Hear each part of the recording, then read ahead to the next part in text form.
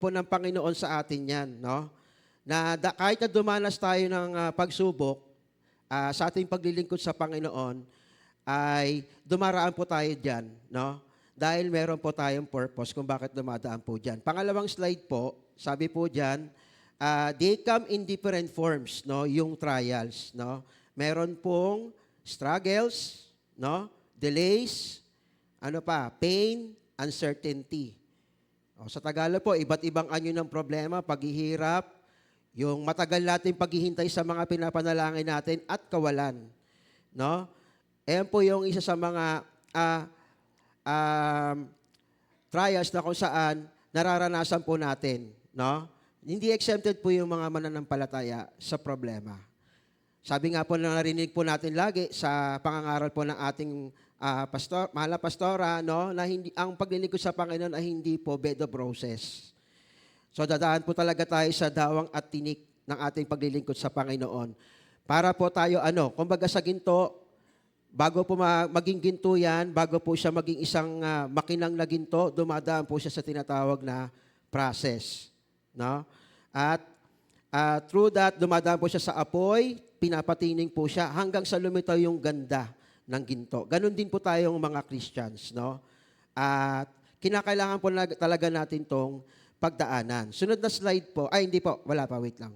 Meron pa po last. Trials are not meant to destroy you, but to shape you. Yun po yung mga kapatid.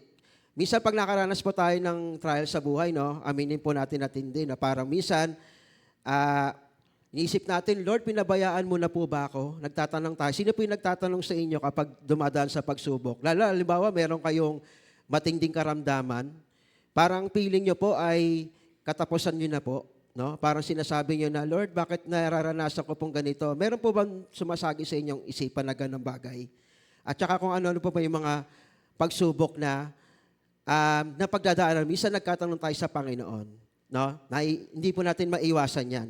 But, dito po, hindi po daw tayo pinapadaan dyan upang tayo po ay masira, kundi tayo ay dapat para mahubog po tayo. Paano po kaya tayo mahuhubog, no? Ibig sabihin, habang naglilingkod po tayo sa Panginoon, no, dapat kapag dumadaan po tayo sa estado na yan, mas lalo tayong tumitibay. Amen? So, wag mo natin mamisinterpret yung trials over faith natin. So, bilang isang Kristiyano, talaga natural pong dumadaan tayo dyan. Meron nga lang dito katanungan, ano po kaya yung mga uri ng pagsubok na kinaharap mo sa ngayon? Maiisip nyo pa kaya yung pinakamabigat na circumstance ng buhay po natin na napagtagumpayan po natin. Isipin nyo for 5 seconds. Yan. Isipin nyo po. Yung talaga napagtagumpayan natin. Siguro, mahal na pastora natin at saka mahal na pastora senior natin, marami po silang mga napagtagumpayan over their trials, no? Kasi na-exercise natin yung tinatawag na faith. Mas lalo tumitibay yung pananampalataya natin sa Panginoon, no? Ayan. So number 2 po. Yan. Ang number 2 po, next slide po. Purpose of trials. Ano po kaya yung silbi nito? Bakit po kailangan nating dumaan sa trials, no? Una po ay, sabi diyan, to test, next slide po, to test and strengthen faith. Yan. So sinabi ko po sa inyo, kinakailangan po tayong dumaan dyan.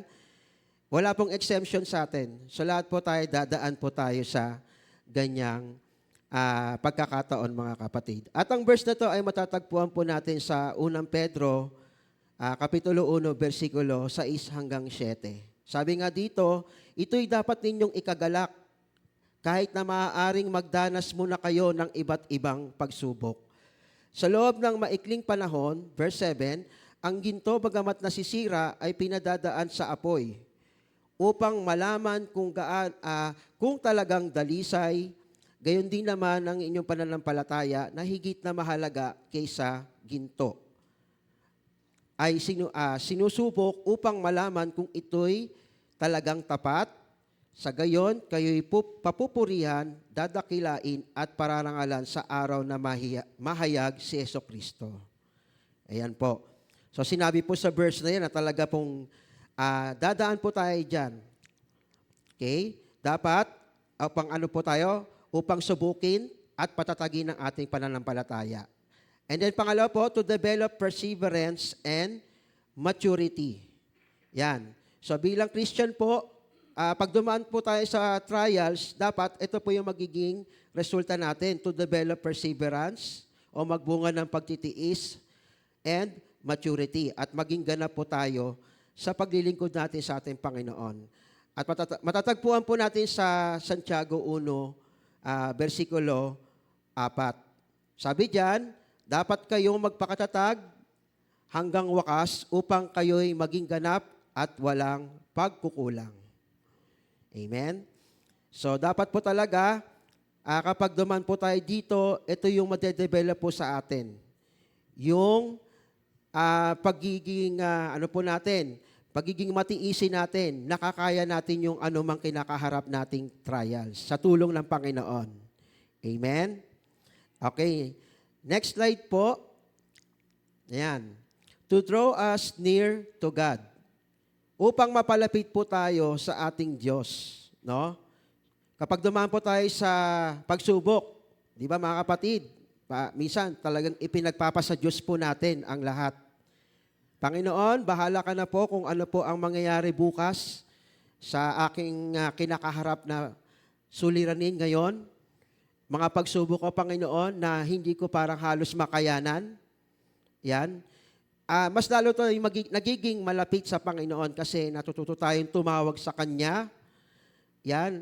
At nagkakaroon po tayo ng pag-uugali na kung saan ay nanananahan tayo sa kapangyarihan ng Diyos. Amen? So, yun po yun. Sabi nga po dyan, faith that is never tested is faith that never grows. Yan. So maliwanag pong sinabi dyan, ang pananampalatayang hindi nasusubok ay hindi lumalago.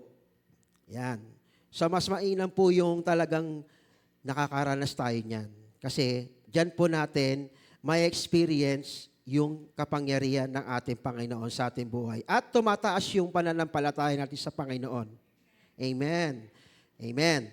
So next po, number 3. Yan. So ito po, meron po tayong mga ibibigay na mga biblical examples of faith. Dumaan po sila sa trials at napagtagumpayan po nila ito. Okay? So most of us, kilala po natin itong mga Bible characters na to. Unang-una po, next slide po, si Job. No? Si Job po ay remain faithful despite losing everything. So, nanatili po siyang tapat sa Panginoon although nawala lahat ng sa kanya. Yung pinaka-testing niyo, no? Napakahirap po niyan. So, kapag ipipictured out po natin sa ating mga sarili yun, no? Yung nangyari kay Job, kaya po kaya natin? So, ang hirap po, no? Alam naman po natin yung story ni Job, no? Nawala yung lahat sa kanya, kayamanan, pamilya, kalusugan. Pero in the end po, nanindigan po siya sa ating Panginoon at sinabi niya, ang Panginoon ang nagbigay at ang Panginoon ang kumuha. Yan. So kahit masakit po, kinaya niya mga kapatid dahil yun yung kanyang pananampalataya sa ating Panginoon. Ikalawang Bible character si Abraham. No? Ama ng, siya po talaga yung tinatawag nating father of faith, si Abraham, no? Alam naman po natin yung kanyang story, no? That trusted God even when asked to sacrifice Isaac. No? Talagang matagal nilang hiniling sa Panginoon na i-grant magkaroon sila ng anak ni Sarah. Tama po ba?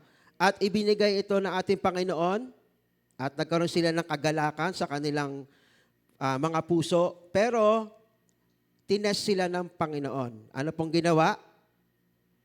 Sabi diyan, no? At ang dumating na sinubok, na ibabalik niya po sa Panginoon, inihiling ng Panginoon na ibalik sa kanya ang kanyang ibinigay na anak ni Abraham na si Isaac. So, nag-ano po ba siya? Nag-tantrums po ba siya? O nagalit po ba siya sa ating Panginoon? So, hindi po. Nakita naman po natin, sumunod pa rin po siya sa Panginoon. Bilang isang magulang po mga kapatid, no? Ay kung yung anak po ninyo, mangyayari din sa kanya yung ganon, ilalagay po natin yung sarili natin sa senaryo na yon. Kaya niyo po, kaya natin yon, iaalay natin yung mga anak natin. Ako, hindi ko kaya. Di ba, Sir Anthony? Hindi natin kaya yon. Kasi bilang magulang, treasure natin yung ating mga anak. Kaya nga tayo nagkisikap, mga magulang, para sa ating mga anak. Dahil sila yung isa sa mga kayamanan natin. Hindi natin kaya yon. Tama po ba? Yung makakaya lang nun, yung mga walang pagmamahal sa anak. Yan. Yung sige, nyo na yan. Wala naman akong pakialam dyan eh. Yun, siguro sa iba. No? So, through that mga kapatid, no? Na ipinagkatiwala ni Abraham sa Isaac sa Panginoon. At doon, nalaman ng Panginoon ang kanyang totoong pananampalataya ay nasa Panginoon talaga. Amen. At pinakauli po si Paul o si Pablo. Ito po, matindi si Pablo. Talagang humanga po ako sa kanya, no?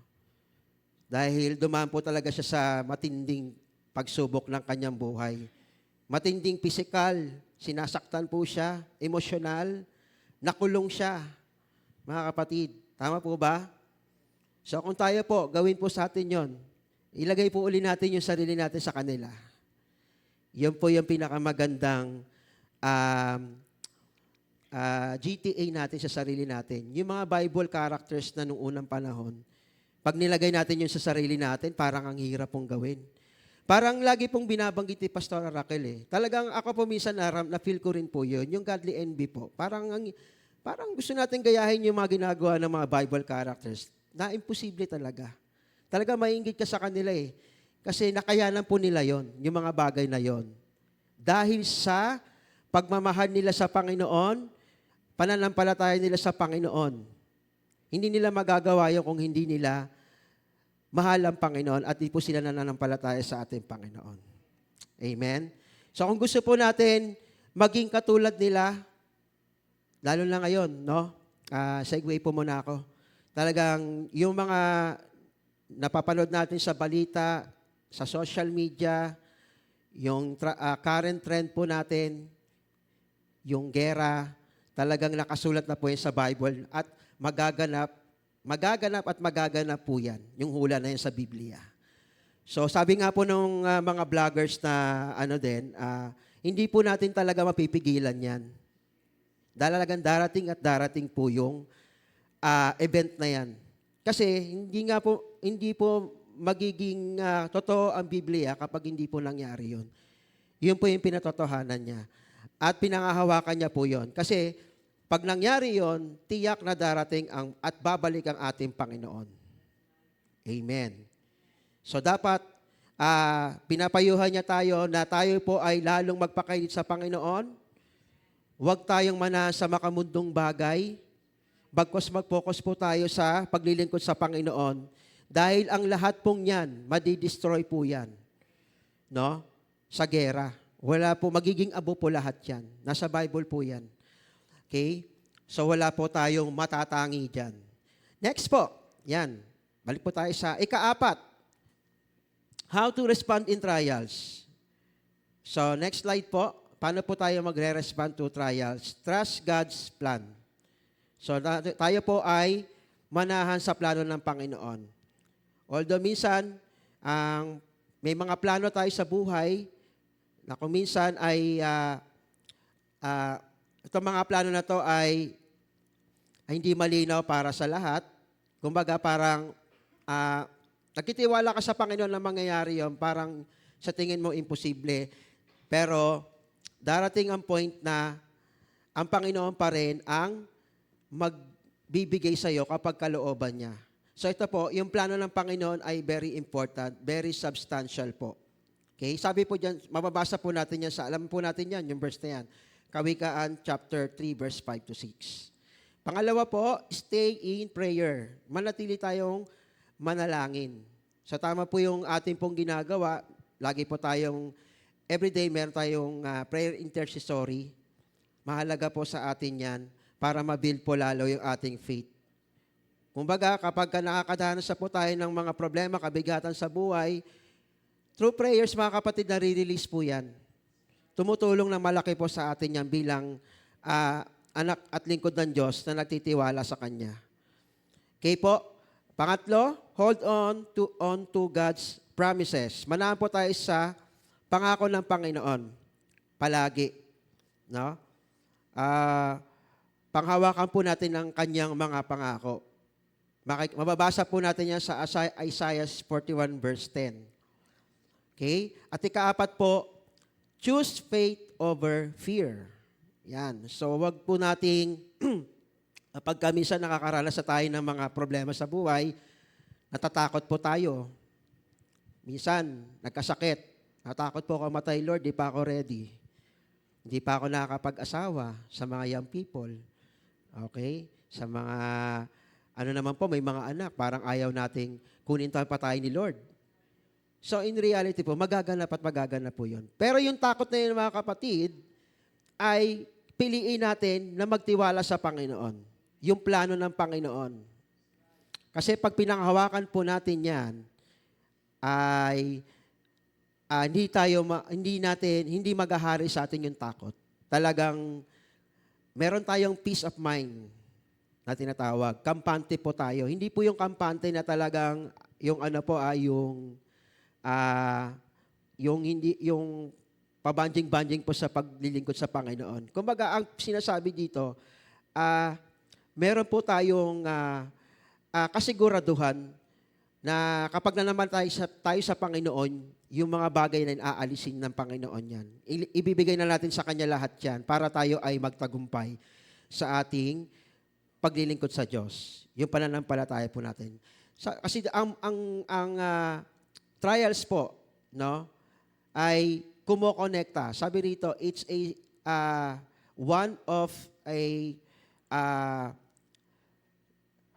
isa po ito sa mga sangkap na kung saan ay makapag-uplift po sa mga Christians.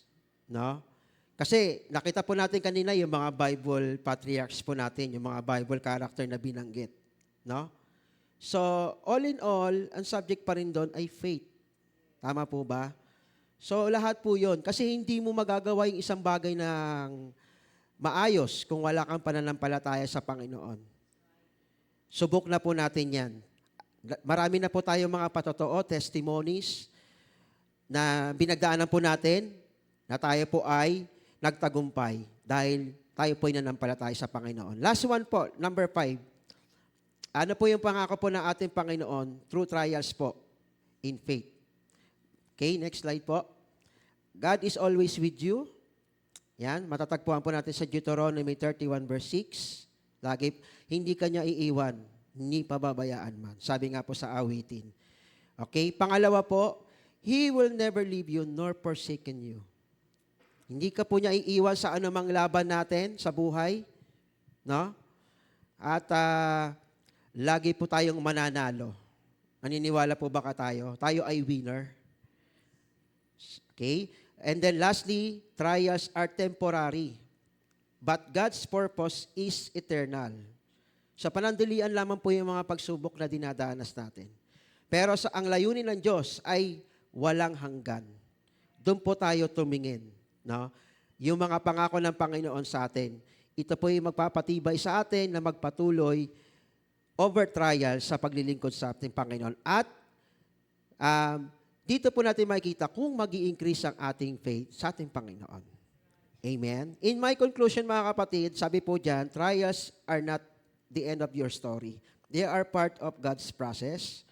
Your faith may be tested, but it always be strengthened if you continue to trust Him. Amen? So kapag ang pagsubok daw ay hindi wakas ng ating mga story, okay, ng istorya natin sa buhay o kwento, ito ay bahagi ng proseso ng ating Diyos. No? Magtiwala tayo sa proseso ng ating Panginoon. Okay? Maaring masubok ang iyong pananampalataya, ngunit ito rin ay malalim at ito rin ay lalalim at lalakas kung patuloy kang magtitiwala sa Kanya. Amen? So, I do hope mga kapatid ay meron po tayong natutunan sa gabing ito. At muli, ibinabalik ko po sa ating Panginoon ang lahat ng papuri at pasasalamat. Amen. Praise God. Okay, so tayo pong lahat ay tumayo mga kapatid. Before tayo mag-activity, tayo po ay mag-pray muna sa ating pagkatapos. Ama naming makapangyarihan sa lahat, maraming salamat, Panginoon, sa muli po naming natapos sa pag-aaral tungkol, Panginoon, sa pananampalataya po namin over trials, Panginoon. Nawa, Panginoon, ang bawat isa sa amin, Panginoon, sa mga darating na araw, O Diyos, patuloy mo kami, Panginoon, pakatatagin spiritually, Panginoon.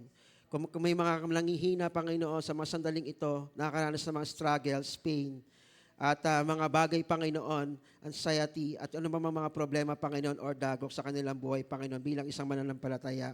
Lord, ikaw magbigay at mag-abot, Panginoon, sa kanila, O Diyos. Patuloy mo kaming bigyan ng kalakasan, Panginoon, na kung saan upang kami, Panginoon, ay patuloy, O Diyos, na maglingkod, Panginoon, at hindi po kami maapektuhan ng anumang mga pagsubok namin sa buhay, Panginoon. Lord, maraming salamat, Panginoon, at muli, dinismisin mo kami.